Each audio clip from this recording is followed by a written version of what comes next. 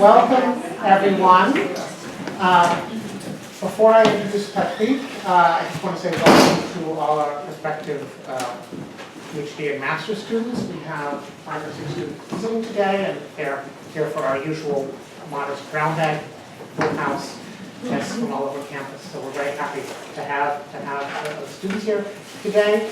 Also, we'll be having Dennis Fian, who has an offer from the Demography department since his professor is coming tomorrow, and will be around tomorrow and Friday a little bit. So if you want to meet with him, let me know. That's, I think, all the announcements we have. Is that right? Do we have other announcements? Graduate students, I think, will join the prospective students this afternoon, and that's all organized. Okay, so we're delighted to have Patrick Simon as part of our Brown Bag series this year. Patrick and I first met in the first time I saw Patrick in a very crowded room, a seminar on the 8th floor of the House of the Sciences of Man in Paris. Patrick was a senior student when I started in Paris, a master's degree.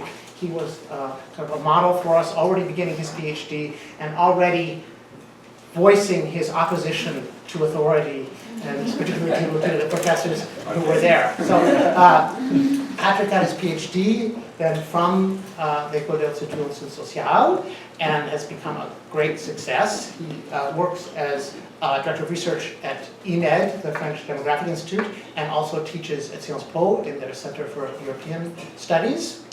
So he's had, his dissertation was on immigrants in Paris, right? And has been really at the forefront of the social demography of immigration for the last 2 decades. He's played a very active role in not just whether ethnicity and race should be studied in France, but how it should be done. And today he's going to specifically talk about discrimination in a colorblind society. So thank you. Patrick, you have only a short amount of time, I'm sorry. We'll interrupt you, and you'll expect it to be done by about 1 o'clock, and then we'll have 10 minutes for follow-up questions. Thank you, Jacques. Thank you for the invitation. I'm so happy to be here to give this talk, and to say, well, for different reasons. But one is that the Demography department in Berkeley is a very important partner for INED as well. We have a lot of connections, so it's another good reason to be here. And so, as Josh said, I will try to be as brief as possible to authorize some debate. So I'm trying to make a very brief statement about the situation of discrimination in France, in a society where the racial divide is not perceived as a structure of stratification in the French society. So does it make a difference that the political understanding of the organization of society is primarily different than the US case, or is it very similar? This is the baseline of the question. So can we see, do we identify some kind of racial discrimination, and are these discrimination some kind showing the existence of divide within the French society across racial line or not? So to do that, I will be brief on the background information, even though I think it's important to get that, because otherwise you don't really get what I'm talking about. But due to time constraint, I will try to focus on my more substantive part of the discussion. And I will use for that a survey that we have done in 2008-2009 with the National Statistical Institute called Trajectories and Origins, in which 22,000 respondents have been surveyed with an oversampling of immigrants and second generation in France. And I will use the survey to try to cover 4 dimensions of what we call the racial division in the French society. One is how, in the structural access to employment and housing, we see something which is making a difference according to ethnicity or race. And the 2 other questions would be social interactions. Do social networks France are showing some kind of restriction on the ethnic or racial community or not. And finally, I will talk about intermarriage briefly. And so I'll try to wrap up my argument and we'll give the conclusion at the end, as you could expect. Okay. So the baseline on ethnicity and race, what I want to emphasize is, so what we call a colorblind society means that ethnicity and race are not perceived as a significant marker to organize and to describe the society over time. Even though, well, immigration has a long history in the French society. You may be aware of the fact that it's not a recent situation. It has begun massive immigration at the middle of the 19th century. So somehow it's an old immigration country, quite similar with a lot of differences with the US. But at this time, the way to create the idea of a common society was to downplay somehow the visibility of immigration as such. And the expectation was that after the generation, immigrants simply disappear, merge into the French melting pot, to say like that, and all the structures were down for that, not to recognize over 2 generations the legacy of immigration. So that's the idea. Even though racism, xenophobia was pretty widespread in the interwar period, so it's not to say that it was a really a non-significant marker in political and social life, but it was not used as a dimension that should be relevant for organizing society. So I think that's the main difference. So at this time, it's really an assimilationist country. But at the same time, there was a colonial empire. So in the colonial empire, racial divide was pretty silent. So the ethnic and racial categories have been used extensively in North Africa, Sub-Saharan Africa, and Southeast Asia. That was part of the French colonial empire. It has been not only used to describe the population, it has been used also to organize legally the society. So the way the indigenous, the so-called indigenous population in the colonial empire were treated differently according to their race. And there were a lot of specific treatment according to racial lines. So it's a sort of a strange divide between the mainland not acknowledging the existence of race and the colonial empire using extensively this race as a significant marker to organize societies. And what I would claim is that after World War II, the disqualification of race as an idea has survived in the colonial empire. So until the decolonization that occurred between the 50s and 60s, so a bit longer after the Second World War. So the irony is that the insistence of the necessity to go away from the racial mind somehow has not been applied to the colonial empire at the same time. So there were strong statements against the existence of race or the fallacy of the beliefs in race, racial stratification. But at the same time, this discourse that was given in the mainland was not enforced in the same way in the colonial empire. And what I would try to say is that we are somehow seeing a repetition of this divide with the migration of the former colonial subjects that came to the mainland after the 60s.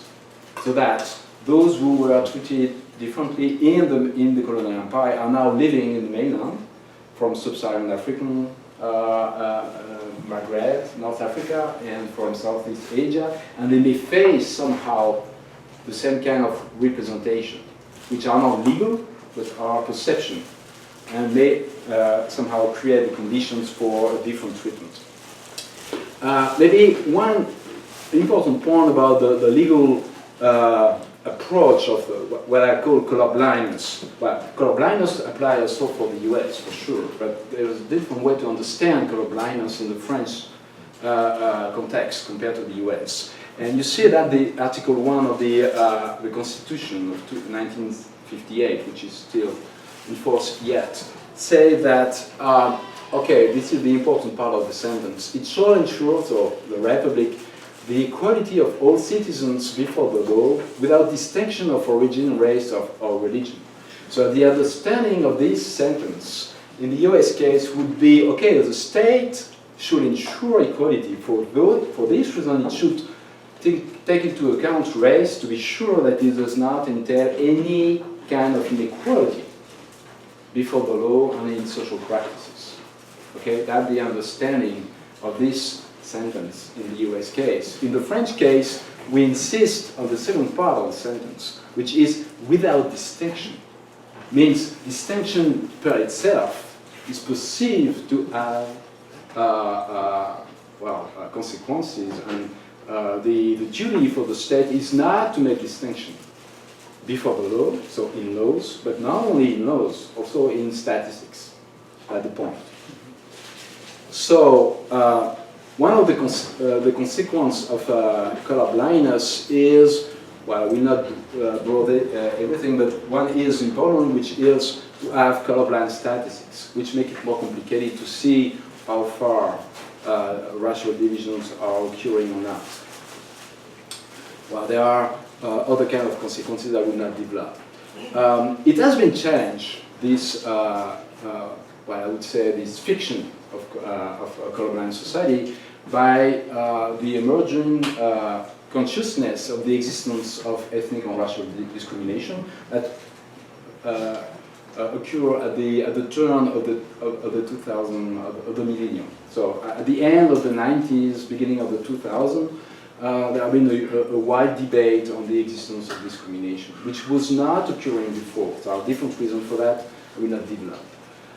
There is a debate of what we call the post-colonial debate about the legacy of the colonial times, which is somehow in line with what I was saying before, the legacy of slavery that has been forgotten, which is coming back, which is a long history, but with fueling a lot of resentment about the way we talk about slavery in the history. And so there is a new debate that you all know about Muslims. Muslims in France, but it's widespread in Europe as well. And he is somehow reframing the debate that was occurring about immigrants, which is now focusing on religion rather than on ethnicity per se. So I just put a picture to echo the recent events at the beginning of the year in Paris. Je suis Charlie. So okay, this is a novel written by a famous writer, Michel Houellebecq, which is portraying France in the near future with a Muslim president and saying that everything has changed, but everybody is happy with that because the French stopped fighting against Muslims, so they accept the idea of the Sharia law. That this is what the novel is very provocatively saying, that after all, France will really be a Muslim state in the near future.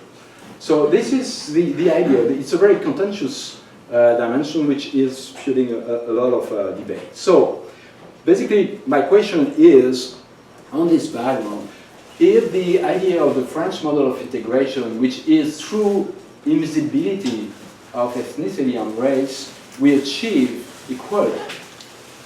So the idea that, okay, it's a fiction, but the fiction is somehow offering avenues to reduce inequalities and to make it to be post-racial without being racial somehow. To go beyond the racial divide by ignoring the existence potentially of these dimensions. And I will do that so with using this survey I was mentioning, the trajectory of an origin survey, and I'm browsing very quickly. That's the samples that are studied, and to give you a very quick idea about what we call about diversity in France these days, This is a long list of categories that we try to use in the survey. Maybe it's too detailed to understand it clearly. These are those who could be called migrants and second generation, depending if there are two immigrants parents or only one, and the second one is a non-immigrant parent, okay? So, and the rest would be called, in our case, majority population, okay? So that's the kind of category we use. We call them not white, we call them majority population. Okay, so there is a majority and there are minorities there.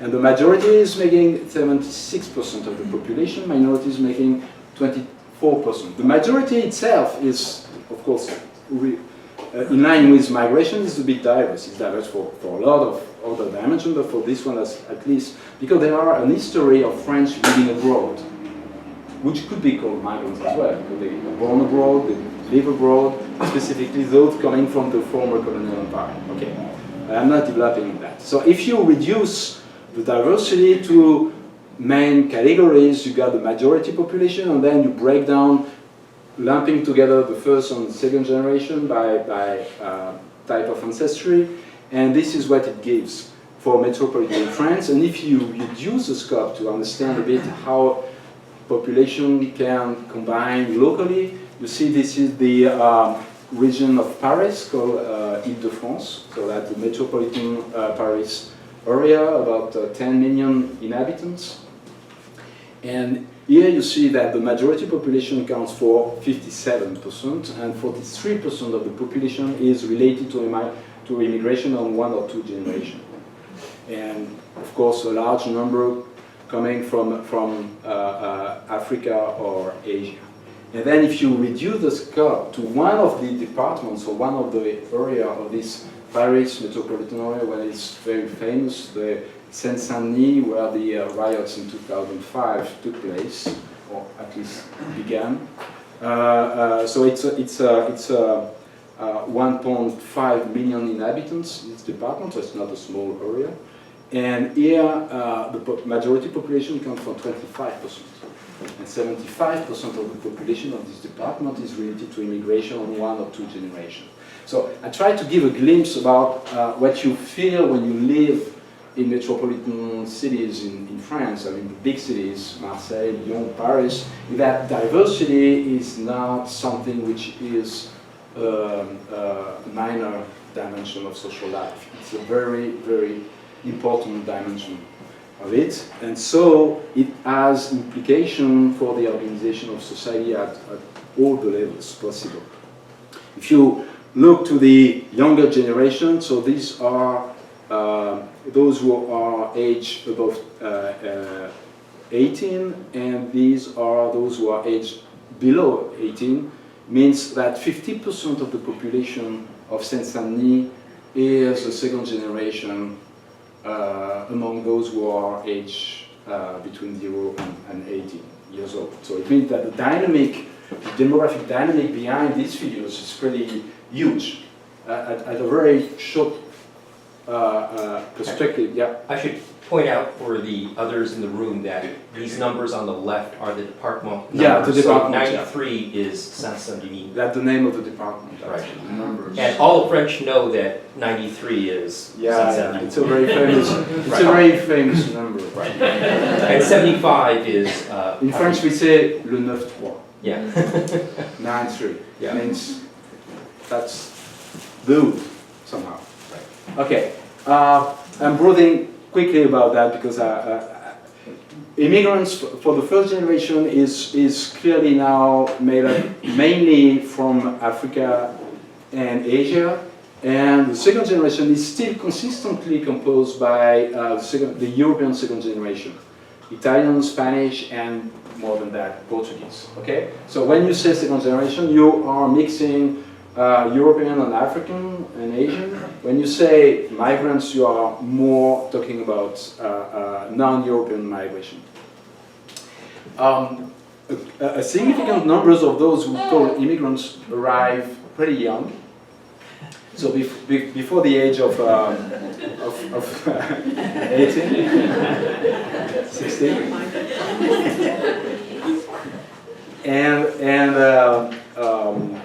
And so it has an impact on the trajectories later. Oh, that's great. That's a real demographic department. Okay, mixed parentage is pretty high. Almost half of those of the second generation do have a non-immigrant parent. Means it has also an impact on the trajectories later because the situation of those who are mixed parentage is different than those who do have two immigrant parents. But I won't develop so fast. So first point is about segregation. I will go now very fast. So the pattern of segregation, pretty hard to study because we don't have local area data broken down by ethnicity, which makes it more complicated to see the distribution in cities. So here, I'm sorry, here you talk about residential segregation. Yeah, residential segregation. What we see is that there is a social class segregation for sure, which is well known in the French cities, which is articulated to an ethnic segregation as well. And so what has been seen in the last 20 years, the increase of segregation is more or less observed in the big cities. So it's not, the dynamic is not to distribute population more evenly across neighborhoods, but to reinforce or to strengthen the segregation at the local level. So this is one of the dynamics that has been observed through differential mobility, but I will not develop that. There are some significant and interesting studies about that recently. So through the survey, we add not only the questionnaire we have collected, but also information collected at the local area where the people were living. So we have re-imported census information, census tract information describing the type of neighborhoods our respondents were living in. So we made some kind of indicator, and one is the level of concentration of immigrants in each neighborhood, and this is the top 10 decile called high immigrant concentration. Okay, so this is the percentage of the population living in the top 10 decile with the immigrant concentration. And you see the majority population here, the mainstream, a bit more than 10% are living in this, of course, type of neighborhoods. And as you would expect, there is a higher level of concentration for different groups. DOM means overseas department, the French who come from the Caribbean islands, or La Réunion or Guyana. I don't know if you're familiar with the remainder somehow of the French colonial empire. And so they are French, but they are mostly blacks, basically. So as you see, the level of concentration can reach almost 70% of Saharan Africans are living in a high concentration of immigrants neighborhoods compared to the 10%. And you see the European immigrants are less living in that. Well, between the first and the second generation, there is a decline in the concentration, but it depends how you interpret these figures, but it's not that big. Depends what are your expectations. You would expect that there are more mobility, residential mobility for the second generation. Actually, it's not that, there is a mobility, but not that big, or not a big mobility outside of the kind of neighborhoods in which there are concentrated for the first generation. It's another indicator, which is the level of unemployment in the neighborhoods, and again, you would find a higher concentration. So 20% of the mainstream population is living in at the 2 decile of the distribution. And again, you will find a higher concentration of these groups in the most deprived neighborhood, which is consistently showing that also for the second generation, even though there is a decline as well, there are still an over-representation in these kind of neighborhoods. So when we try to see controlling by different type of information, which would explain why you are living in a level of income, type, size of family, age, and education, which would explain why you are living in deprived neighborhoods, we find consistent finding, which is there is an over concentration in these kind of deprived neighborhoods related to ethnicity. And so the usual suspects are here, higher concentration for those coming from Africa, from sub-Saharan Africa, from Maghreb, and from Turkey.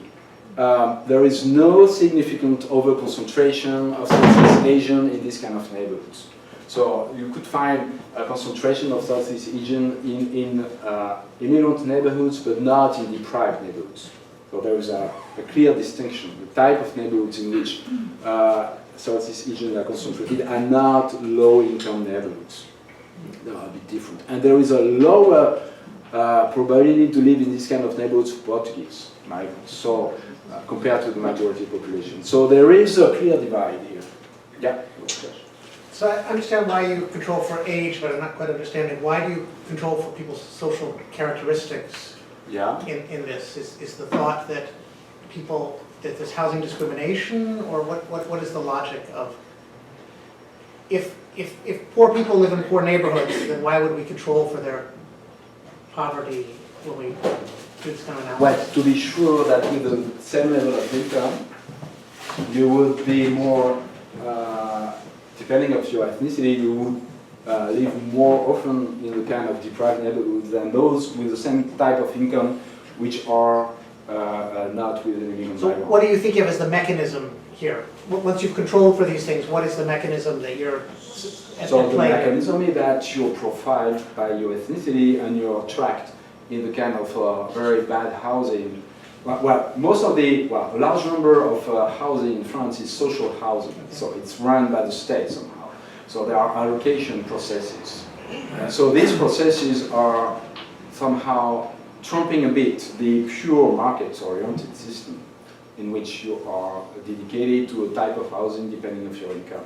So when you got a non-immigrant background with a low income, you would more eager to live in a more well-off neighborhoods than when you are sub-Saharan African, where you are really channeled to the poorest neighborhoods. That's fine. Okay.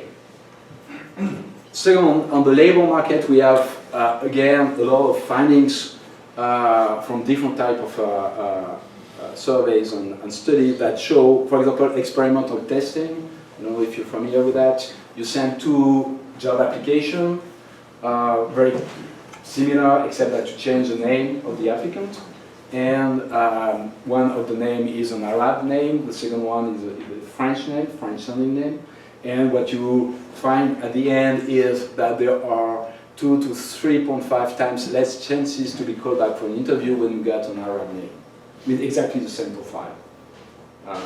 So it has been repeated, different type of jobs, and it's very consistent. So there is a real penalty based on ethnicity. We find exactly the same thing from different surveys comparing the type of access to employment, and there is a more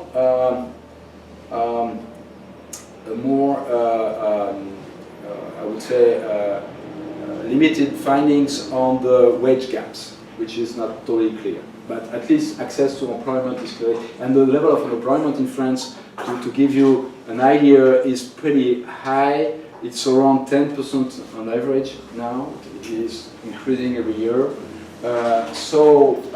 When you see the descriptive data on this, so that's men and women. So the over-unemployment for immigrants could be, you see the Turkish women have something like almost 30% of unemployment compared to 12 for the majority population women. Yeah. Is there a difference in like economic migration based on these points of origin? There are differences. Well, economic migration is pretty low officially. That's one of the points. I mean, what we call economic migration, legally by admission every year, it's less than 10,000 resident permit compared to, well, say 80% of the migration is a family-related migration. So economic migration per se is pretty low. Okay.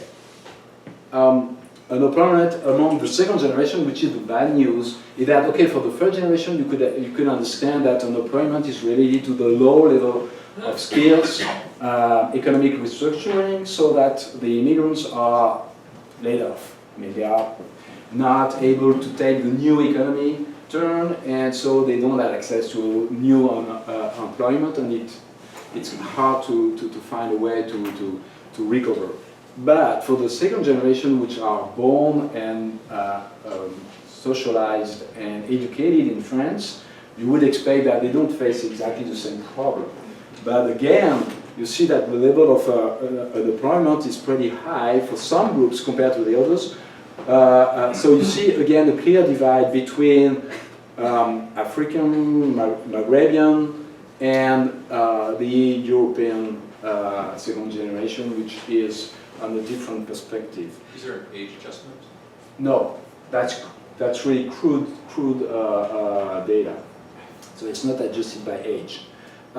You see also, well, except for the Turks and for the Algerian, for the other group, which is strange, the level of unemployment for men is higher than for women, which is totally counterintuitive compared to the other groups and specifically the majority population. So it seems there is a negative position of male compared to female on the labor market for some of the groups, which is observed. And if you control again for the type of neighborhoods where they live, the religion, social background, and the usual human capital information, you find consistently not very large but significant odds ratio for the same groups that we have identified before. Again, the Portuguese have a better access to employment compared to the majority population due to the organization of the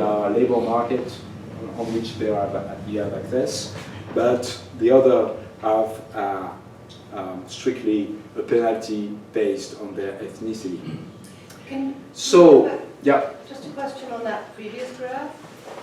I notice you control for neighborhoods. Yeah. Did you run the model without controlling to the neighborhoods to distinguish the extent to which these discrimination effects are mediated or augmented by neighborhood residents? We did try to do that.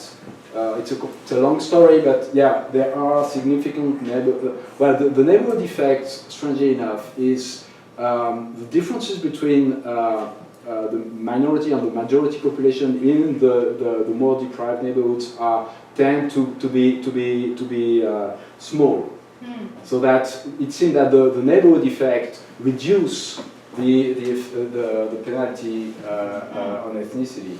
So this is one of, I was not trying to avoid having an explanation by, okay, but they live in neighborhoods where there are less opportunity for employment, which is true, but if we try to, well, as much as possible to reduce this kind of specificities, we still find a significant impact of the origin. Okay, so if we go now, and I won't be able to go as far as possible to the, so discrimination, we have a specific question on discrimination. So that's a self-reported question on discrimination, and what we found, regardless of the kind of ground for discrimination, would be sex, age, ethnicity, religion, or sexual orientation, whatever. We find, again, what you would expect, a significant higher level of discrimination reported by immigrants, and more than that by second generation. So that the sensitivity or the experience of discrimination is higher for the second generation compared to the first one. And again, you find the usual suspects with higher level of discrimination reported than the others, specifically the European one. Okay, so it is mirroring what we have seen on the position. Yeah. Do you have this broken down by gender? The what, sorry? Do you have this same data broken down by gender? Yeah. So not here on that slide, but yeah, the women tend to report less discrimination than men Across across the groups, including for the for the majority population. There is a strong under-declaration of discrimination for women, which has to be explained, but there are different explanations for that, but it's perceived. Yeah. So you see that. So again, we try to see if there is a significant impact of the origin on the report of discrimination. This is the case. And if we try to see, so you see here, the women, the under-declaration of women is resisting to all the kind of other position. You find a higher level of reporting of discrimination for those who have a university degree. So there are two types of interpretation of this, which is consistent with most of the findings on discrimination in Europe. One is, okay, they are more sensitive, they are more expectation because they are educated, so they expect to be treated fairly. But it's not a matter of the magnitude of discrimination, it's more a matter of the subjective perception of it, okay? The second story would be, well, because they are educated, they try to go in a different segment of the labor market than where they are expected to be. They are trying to get a lawyer position as a lawyer, doctor, engineer, in bank, whatever. So in this level of responsibilities and skills, well, the diploma is not enough. There are a lot of differences based on other type of human capital, and in this type of situation, ethnicity may play a great role. More than in low-skilled jobs where, well, migrants tend to be, so you're not screened out because you're a migrant. It is expected that in construction or in the manufacturing, a usual low-skilled job, you find a job when you're an Arab or a black person. And there is also a significant impact of being a Muslim. Declaring being a Muslim make a difference compared to the other religion, even though they are not religious themselves. So this is what we got, so I'm skipping that. And so I'm making very briefly, so you got a structural discrimination which is perceived on labor market, housing. So this is somehow access to privilege and power, including political power, is really limited and is channeled by ethnicity and race. There are significant findings of that. Is it occurring as well in your personal contacts? So is the society is really bounded by ethnicity and race? First, we have a question about the composition of the friendship network, which is not a very detailed information, so I will not, maybe you could be critical about that. But at least we see here those who say most of my friends do not have the same origin that I have, okay? So, well, those who are from the majority population are very low percentage. They tend to meet people who are majority population themselves, which is, of course, an opportunity structure due to the size. But you see that if you would expect these groups to be totally close and to be restricted by affinity to their own members of the ethnic group, it's not accurate. There is a huge, high level of, I would say, heterophilia in the friendship network. So the expectation that they would live together and not having contacts with the mainstream population is not true. There are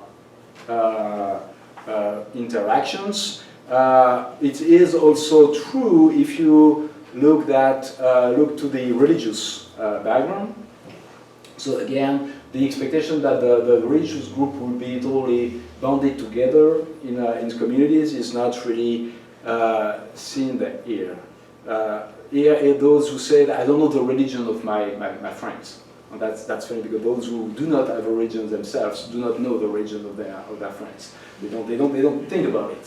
So that's interesting to see that it's not only that you have a diversity of friends, but also the idea of having a religion is not an important one. For intermarriage, so if you reduce the scope and you go to intimacy, the idea that you find a partner in or out of your group.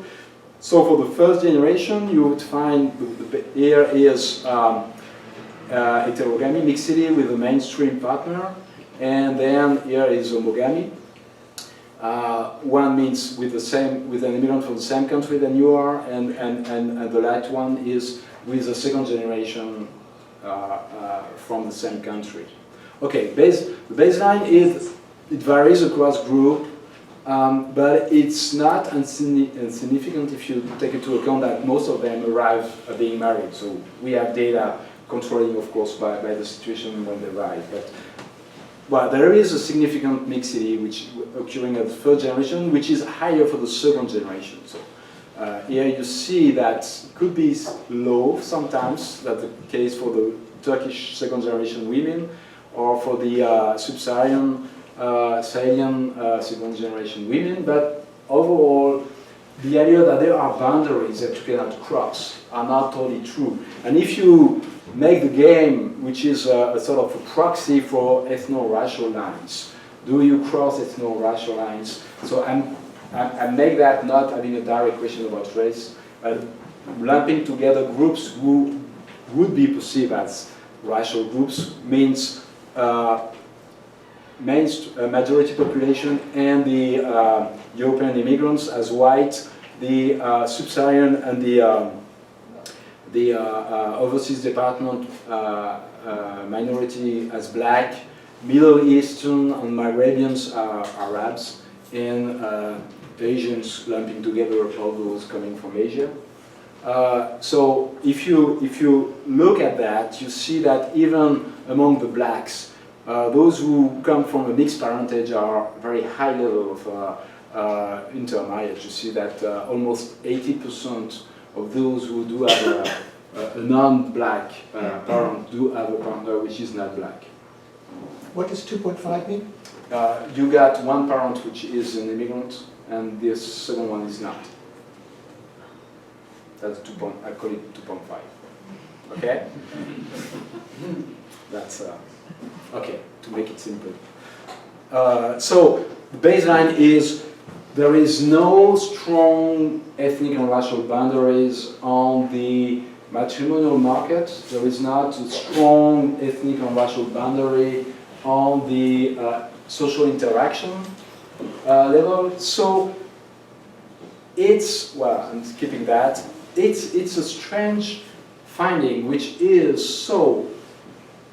There are clearly discrimination that would show that the French society is shaped somehow along racial lines when it comes to have access to resources, material resources, and income, jobs, and places. Okay, but it's not true when it comes to the social interaction level, which is very different than the US situation, in which I would, maybe that's a proposal, maybe we can discuss about that. You find the reverse, which is the baseline is historically an attempt to reduce interracial interactions, to create conditions by banning interracial marriage for a long time, having this high level of segregation. So not having these contacts, and then it has consequences when it comes to have access to labor market and education and so forth.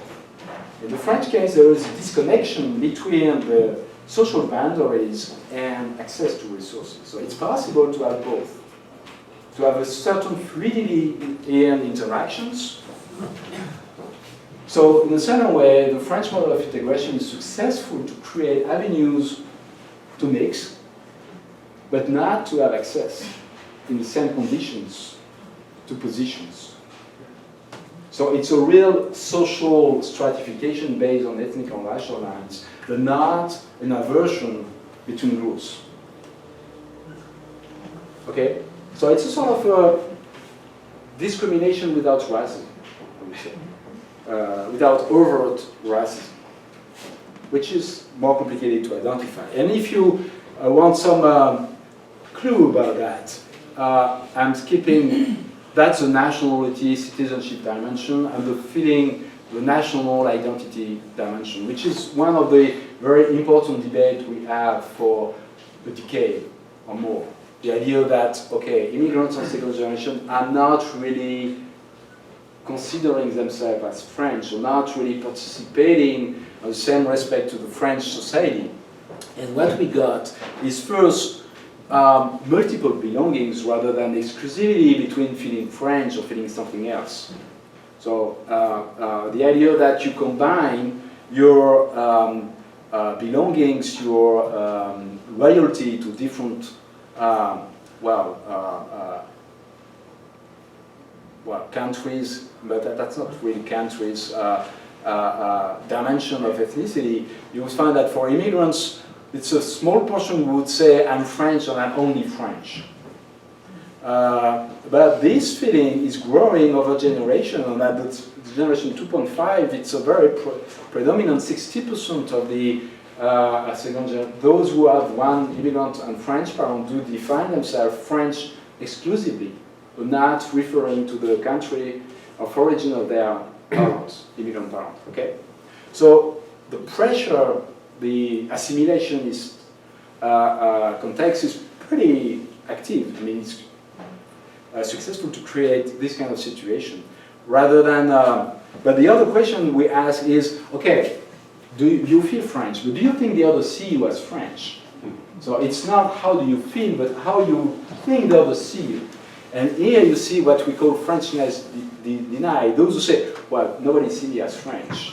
And you see that this is pretty high for some groups, for immigrants for sure, and it's controlled by those who are French citizens, okay? Only for the French citizens.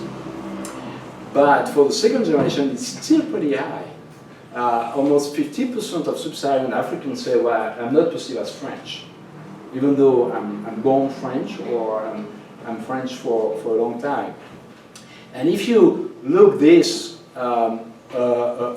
across generation, as I do here, you see that this is another question: is how often do people ask you where you come from? Which is could be benign interest for your ethnicity, or could be curiosity, or could be quite obsessional. If you have this question every time, every day, very often, make you feel you're not really like the others, because every time you're being asked. Okay? And if you look at that, you see that 50% of those who are called blacks are asked very often, where do you come from?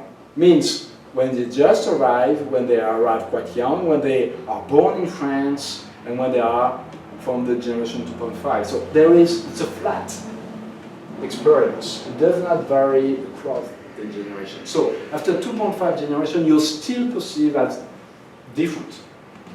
And being seen as different means also not being perceived, at least for a significant number, almost 40%, as French.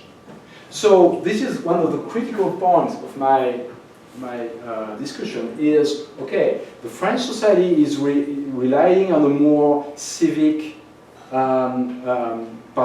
participation to society idea rather than an ethnic and racial definition of the member of the polity. Okay, but does it work? Well, the point is, it seems that those who are French with a visible marker related to immigration are not perceived as French, which is not the case for the European migrants. You see that when they just arrive, okay, they say, like the others, I'm not perceived as French. But very quickly, it drops. When you arrive quite young, you're simply invisible in the French society. You got a Portuguese name, you got an Italian name. Well, the 8th most widespread name in France is Garcia. Well, doesn't mean that you're different. If you name Garcia, you're part of the French society. It's not an issue. So it seems that the system of assimilation is successful when it comes to the European migrants. It has been somehow organized for them. But it's not successful when it comes to those I would call the visible minorities. And one of the problems is how to address the situation of those who are singled out in the French structure, ignoring the specific situation due to the fact that we should remain colorblind. So there is a sort of a contradiction. The strategy to remain colorblind to avoid creating silent or more reified categories is important. But if it's not successful, it leaves the social interaction and the access to these resources well, selective by race and ethnicity, but doesn't provide any avenue for redress or strategy to try to cope with this kind of situation. That's it.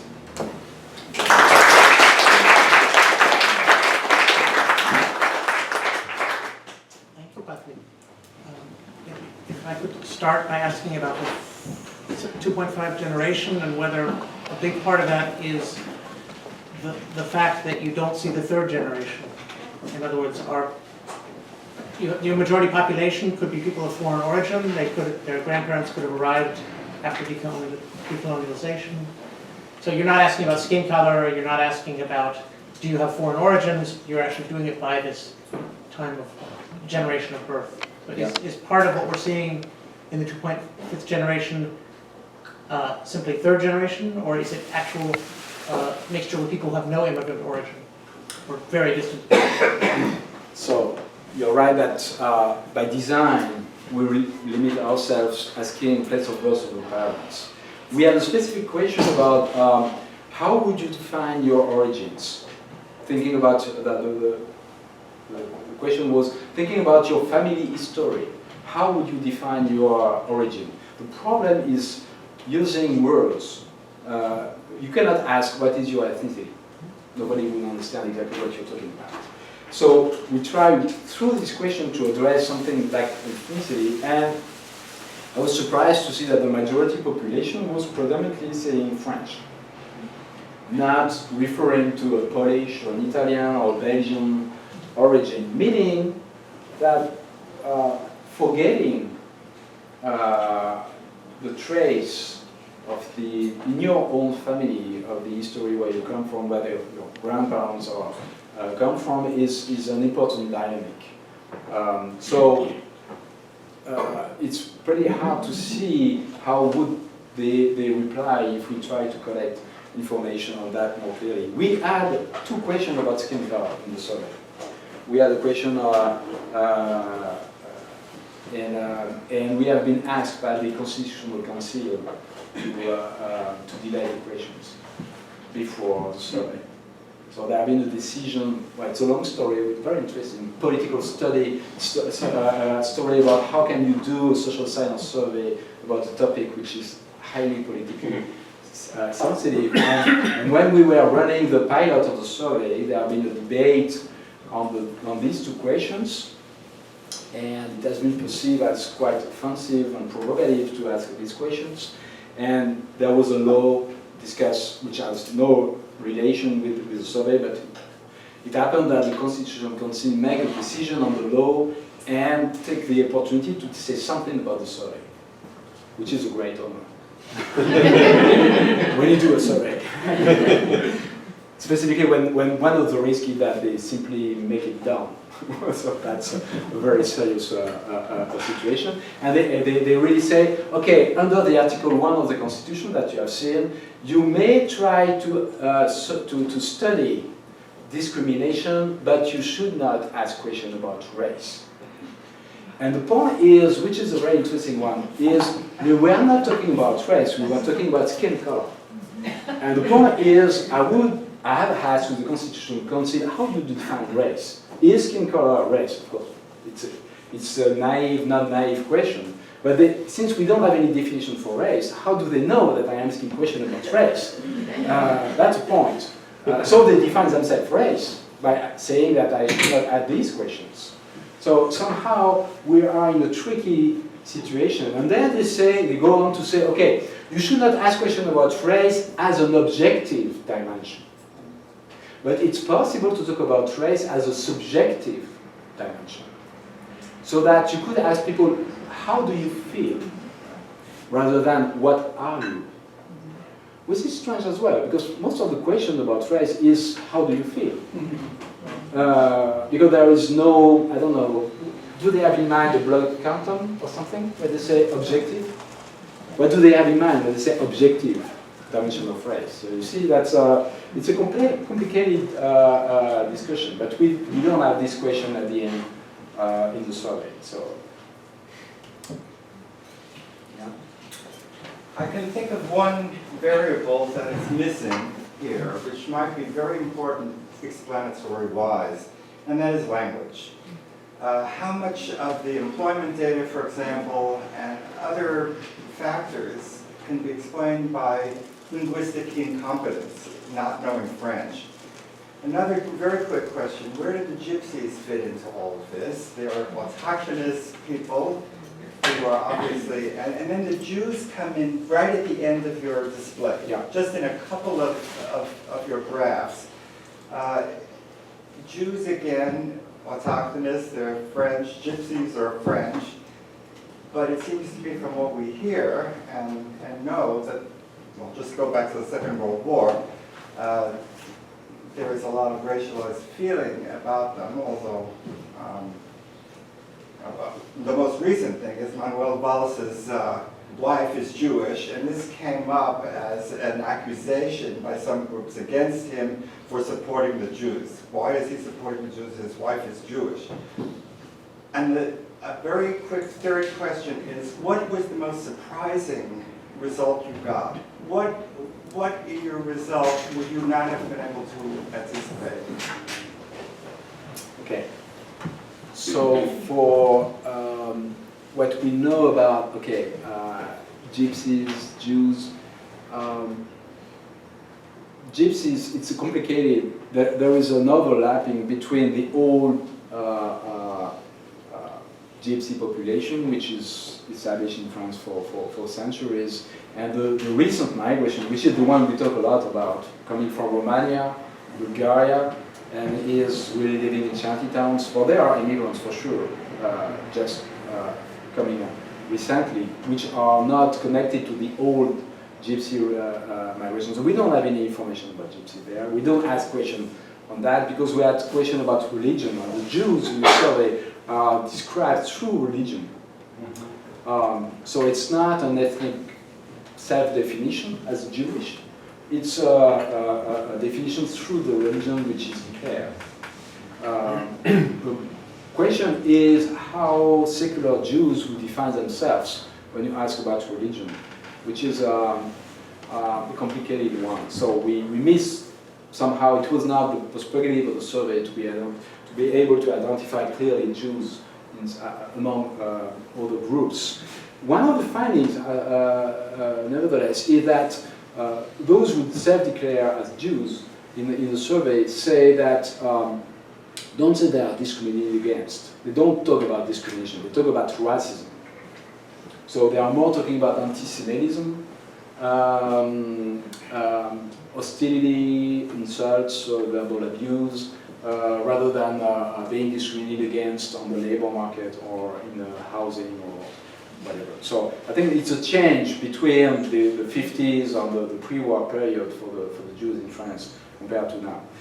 Jews could be also migrants. A very sizable, the biggest part of the Jewish community is coming from North Africa. Well, they arrived exactly at the same time that the other migrants from North Africa. So there are migrants as well. Okay, so they could be inside the groups. The question about language is very important, and you got the point here. We did have a question about language fluency.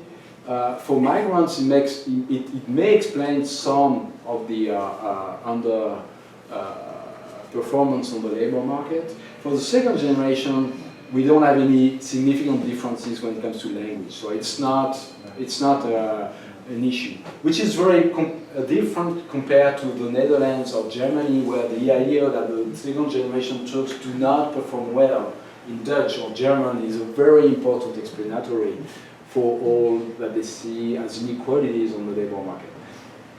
My take on that is I'm a bit suspicious about the level of German and Dutch fluency of the Turks there, or the Moroccans. I think they may speak Dutch quite well, but with some kind of a level of expression which is common with the working class, the Dutch working class, or the German working class as well. So they're not performing that bad, but they are perceived as not performing well because they are not mastering the high level of German, the Old Dutch, that is expected in some representation of the participation, well, the position in society. And the last question, I lost it. Was, Surprise. Surprise, yeah. Well, the surprise is this one. Well, what has shown on the access to labor market, we already know by the different surveys. We have, of course, produced more information on that. The housing as well, we knew before. It's more, this one, I have a lot of things about Muslims as well because we did not have information. I have, for example, this one on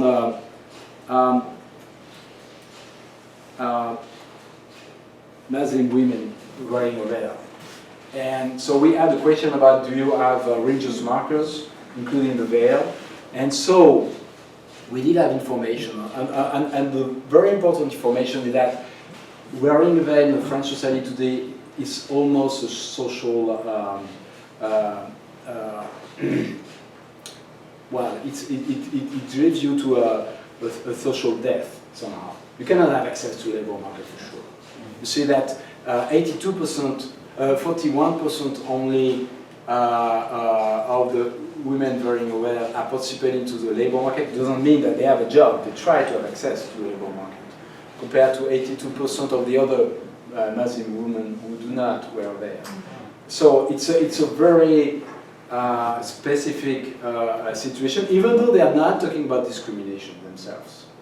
But they are restricted in the kind of access, and there are a lot of affairs on having access to school as mother, for example, to accompany, to see your kids at the school. There are a lot of complicated issues on that. So that's another point, and there are more information about religion as an important driver to explain participation to society today in France. And I was surprised because I began my studies not taking into account religion. That was not an important part of my work. With the question of the veil, though, do you think it's possible that the women wearing a veil are not getting jobs, not necessarily because they wear a veil, but because their husbands don't want them to? Yeah, so this is a self-selection. Yeah, so they do not try to have access to labor market. Yeah. So that's, in the survey we cannot make a depart on that, because we don't know exactly why do they have access or not. So they are attitudinal issues on the will to work or not. But in interviews, we have some interviews after the survey with some of the participants of the survey, and we did have interviews with women wearing veil. And what we got is that the idea that anyway you make a very short experience trying to find a job, and you quickly understand that it will be too complicated, so you withdraw yourself from the market. So well, the husband or the family play a role. It's not enough. I mean, they're really not possible to find a job. There are so few jobs you could have access. Very rare. So, I want to. Mine is quick. Yeah. What was the year of your survey? 2008. 2008. I don't know if you know about the UNDP World Bank Roma survey in 2011, because it includes the Roma and includes all the questions you're looking at. So it includes discrimination, attitudinal. I wonder about combining the two, because then you would have specific Roma data. Yeah, good. We have time for one more question. So. I had a short question to get back to this point here. Could there be a selection effect that the women who are, let's say, who are Muslim, decide to go on to look for employment and select out of wearing a veil? So they would not wear a veil when they want to find. Right. Yeah, absolutely. No, that's part of the problem. I'm not. What we know is that the labor market is highly selective on this, on the fact to wear a veil. So if you're a woman and you wear a veil, you don't have so many choices. Whether you want to have access to labor market and you forget the veil, or you stay at home somehow. So you don't have so many options. So it's a selection effect, but the selection itself is in the interest of the finding, which is there is a tension, and one of the consequences of the debates on secularism we have in the French society is that the expectation was the level of wearing a veil would go down because the social cost of wearing it is too high. So there is a sort of expectation which is, okay, we make it more complicated, so you're going to change of behavior. And it's exactly the reverse. It's a theory which is making the veil significant as a way to express something, which is, well, it's another issue I won't touch about, but the problem for the women who are wearing a veil is that it's reduced significantly their participation to society. The problem is how far we should go in trying to change behavior and creating outcasts, or trying to adjust in the society to make it possible to change of behavior over time, but participating at least even if you were there. That's the tension we have. Okay, let's thank Patrick.